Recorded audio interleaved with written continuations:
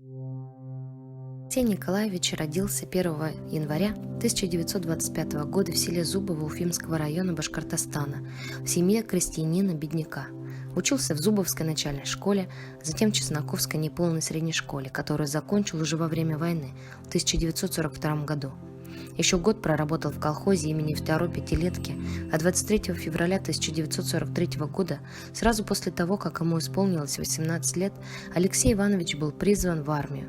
Воевал на территории Украины и Белоруссии, служил в разведроте. Во время одного из боев рядовой Спиридонов получил тяжелое ранение. Рядом с ним взорвался снаряд, осколок которого попал ему в лицо. В результате юноша потерял зрение. Вернулся домой инвалидом первой группы по зрению. Сразу вступил в члены Всероссийского общества слепых и начал осваивать систему чтения и письма по Брайлю. В 1950 году он переехал жить в Уфу. К тому времени у него была семья, жена и 3 детей. Алексей Николаевич понимал, что без образования у него нет будущего.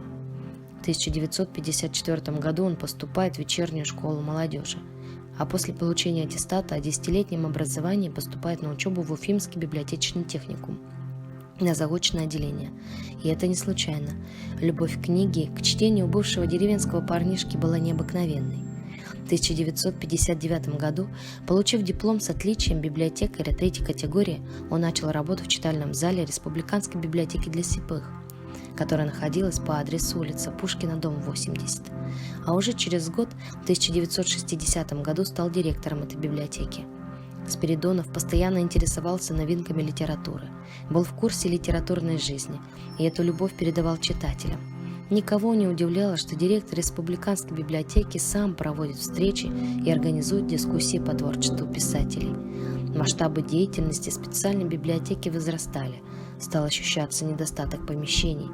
Человек неукротимой энергии, мощного темперамента, Алексей Николаевич с присущей ему последовательностью начал ходатайствовать о выделении библиотеки нового помещения, более просторного и учитывающего специфику читательской аудитории.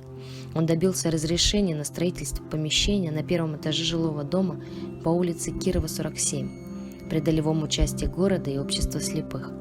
Он контролировал строительство на нулевом цикле, сам проектировал расположение залов новой библиотеки, но переезд состоялся уже без него. В 1984 году Спиридонов ушел на заслуженный отдых, проработав директором 24 года.